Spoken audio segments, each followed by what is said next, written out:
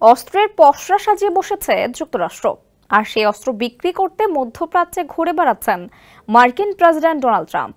সেই যাত্রা আপাতত সফলও তিনি। এরই মধ্যে সৌদি আরব ও সংযুক্ত আরব আমিরাতের কাছে হাজার হাজার কোটি টাকার অস্ত্র বিক্রির সব বন্দোবস্ত করে ফেলেছেন ট্রাম্প। এমনকি যে সিরিয়াকে দুই চোখে দেখতে পারত না যুক্তরাষ্ট্র, সেই দেশকেও ট্রাম্প সুখবরই দিয়েছেন। তবে এই অঞ্চলে যুক্তরাষ্ট্রের সবচেয়ে বড় শত্রু ইরানকে দিয়েছেন কঠিন শর্ত। বলছেন দেশটির সঙ্গে পরমাণু চুক্তিতে কোনো আপত্তি নেই যুক্তরাষ্ট্রের, কিন্তু এজন্য তেহরানকে দিতে হবে চড়া মূল্য। এ নিয়ে বিস্তারিত জানাচ্ছেন আহমদুল্লাহ শিকদার।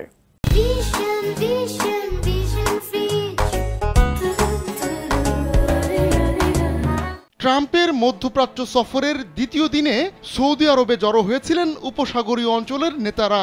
সেখানেই ট্রাম্প জানান ইরানের সঙ্গে পরমাণু চুক্তিতে আগ্রহ আছে তার, তবে বিনামূল্যে কিছু পাবে না ইরান। এজন্য চড়া মূল্য দিতে হবে তেহরানকে, মানতে হবে যুক্তরাষ্ট্রের কঠিন শর্ত। ট্রাম্পের সম্মানে গালফ কোঅপারেশন কাউন্সিলের বৈঠক আয়োজন করেছিলেন সৌদি যুবরাজ মোহাম্মদ বিন সালমান, আর সেখানেই আরব নেতাদের উদ্দেশ্যে এমন কথা বলেন ট্রাম্প। মার্কিন প্রেসিডেন্টের সোজাসাপটা কথা, ইরানের সঙ্গে তিনি চুক্তি করতেই চান, তবে এজন্য প্রক্সি গ্রুপগুলোকে সহায়তা দেওয়া বন্ধ করতে হবে। ট্রাম্প বলেন, আমি ইরানের সঙ্গে চুক্তি করতে চাই, সম্ভব হলে আমি কিছু করতে চাই, কিন্তু এমন কিছু করতে হলে তাদের সন্ত্রাসবাদের পৃষ্ঠপোষকতা, রক্তাক্ত প্রক্সি যুদ্ধ বন্ধ এবং স্থায়ী ও যাচাইযোগ্যভাবে পারমাণবিক অস্ত্রের মালিক হওয়ার ইচ্ছা প্রত্যাহার করতে হবে। ইরান পরমাণু অস্ত্রের মালিক হতে পারবে না। বাইডেন প্রশাসনের মদদেই ইরান শক্তিশালী হয়ে উঠেছে বলেও অভিযোগ করেন ট্রাম্প। তিনি জানান সেই দিন গত হয়েছে। এর আগে মঙ্গলবার রিয়াদে যুক্তরাষ্ট্র সৌদি বিনিয়োগ ফোরামে অনেকটা নরম সুরে ইরানকে সমঝোতার প্রস্তাব দেন ট্রাম্প। তবে তিনি এও বলে সতর্ক করে দেন, যুক্তরাষ্ট্রের কথা না মানলে কঠোর শাস্তি পেতে হবে ইরানকে। বিনিয়োগ ফোরামে মধ্যপ্রাচ্যকে আরও নিরাপদ অঞ্চল করারও ঘোষণা দেন ট্রাম্প।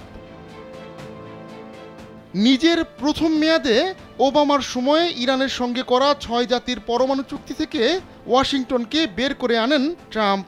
এরপর ইরানের উপর একগাদা নিষেধাজ্ঞার বোঝা চাপিয়ে দেন তিনি।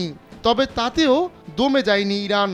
উল্টো যুক্তরাষ্ট্রের শাস্তিমূলক পদক্ষেপের পর ক্ষিপ্ত তেহরান তাদের পরমাণু কর্মসূচি নতুন উদ্যমে শুরু করে। তবে গেল জানুয়ারিতে দ্বিতীয় মেয়াদে ক্ষমতায় বসে ইরানের প্রতি নমনীয়তা দেখানোর ইঙ্গিত দেন ট্রাম্প। জানান বেসামরিক পরমাণু কর্মসূচি চালাতে পারবে ইরান, তবে কোনোভাবেই পরমাণু অস্ত্রের মালিক হতে পারবে না তেহরান। আহমদুল্লাহ শিকদার, কালবেলা।